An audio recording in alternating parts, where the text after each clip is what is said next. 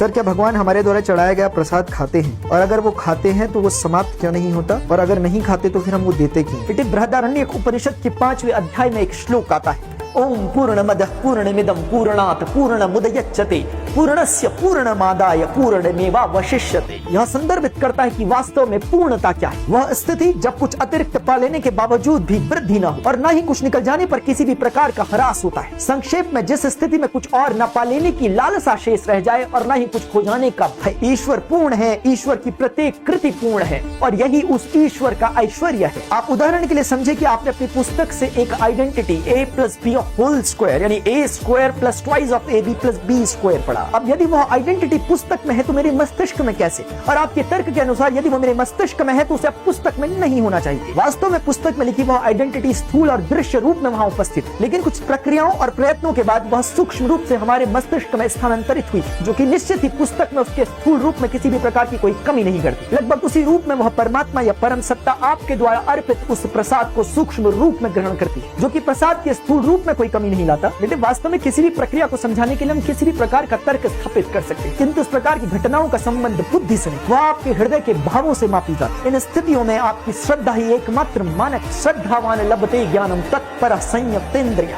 ज्ञानम लब्ध्वा परम शांति मचिरेणाधिगच्छ।